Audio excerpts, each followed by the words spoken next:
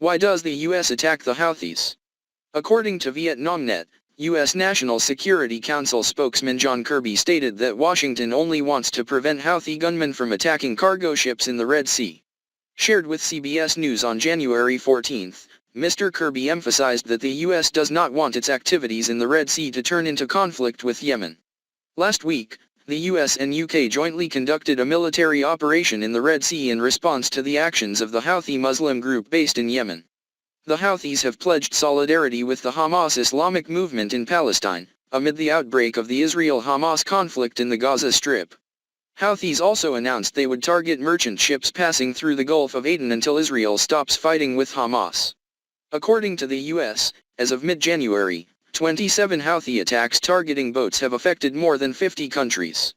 As a result, the US and UK have launched attacks against dozens of Houthi-related targets in Yemen in the past few days.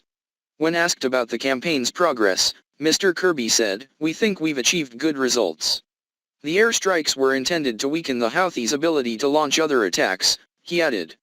However, the New York Times on January 13 said that the military operations of the US and UK did not cause major losses to the Houthis. According to the newspaper, only about 25% of Houthi assets have been destroyed.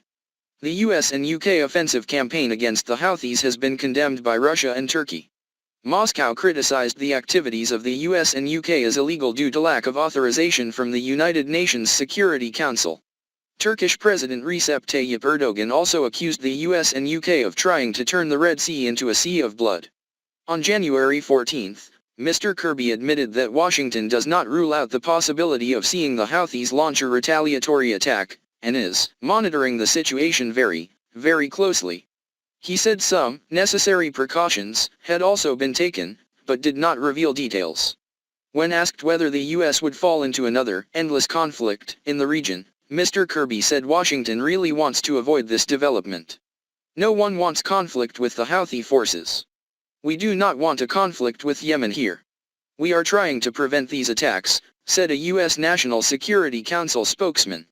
Also on January 14, Sky News Arabia quoted Houthi media as saying that a Houthi missile launcher and an operations facility located in the port city of Houthi were targeted in a new airstrike. Yemeni sources reported seeing many reconnaissance drones, UAVs, operating in the area. Sources then accused American and British forces of bombing the city of Houthi. However, the US denied it. One day after attacking in Iraq and Syria, the US and UK continued to attack Houthi targets in Yemen using air and ground means, including fighter jets, with support of some other countries. According to 2 US officials, at least 30 targets were attacked in at least 10 locations. According to CNN on February 3, the targets include command and control facilities, underground weapons storage facilities, and other weapons used by the Houthis to attack international shipping routes. Our aim remains to reduce tensions and restore stability in the Red Sea, but let us reiterated his warning to Houthi leaders. We will not hesitate to continue to protect lives and the free flow of commerce in one of the world's most important waterways in the Red Sea from continued threats.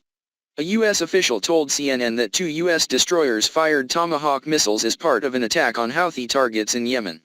Both Arleigh Burke-class guided missile destroyers, USS Gravely and USS Carney, fired land attack cruise missiles during the operation. U.S. Defense Secretary Lloyd Austin said the most recent attacks were aimed at disrupting and further reducing the capabilities of Houthi forces.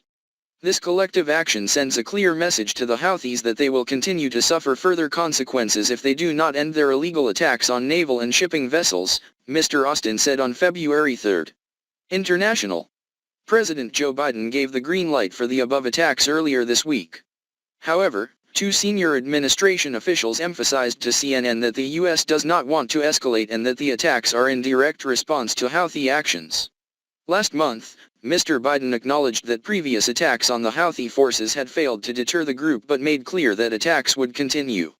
Meanwhile, Mr. Mohammed al-Bukaiti, a leading member of the Houthi Political Council, said in a statement on February 3, "The US-UK coalition's bombing of Yemen's number of provinces will not change our position, and we affirm that military operations against Israel will continue until the genocide in Gaza is stopped and the siege of its people is lifted, regardless what sacrifices do we have to pay." To avoid a regional war with Tehran, the US has not targeted Iran directly, instead targeting some of the country's most powerful proxies in the region. According to CNN, this is an indirect way to send a message to Iran's leadership. The attacks in Yemen mentioned above are different from the attacks in Iraq and Syria. The airstrike in Yemen was in retaliation for Houthi attacks on international shipping lanes and U.S. warships in the Red Sea, while the strikes in Iraq and Syria were in retaliation for the deaths of 3 U.S. soldiers in the Red Sea. Jordan. However, both target groups believed to be Iran-backed in the Middle East. For its part, the Iraqi government condemned the latest U.S. military operation.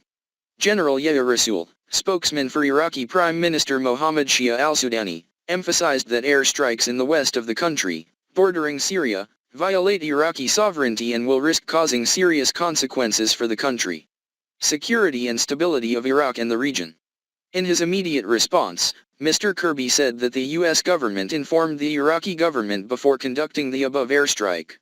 According to AFP on February 3, the Syrian Ministry of Culture condemned U.S. attacks that damaged Al-Raba fortress in the Mayadeen area, a historical site in Deir Ezzor province in eastern Syria.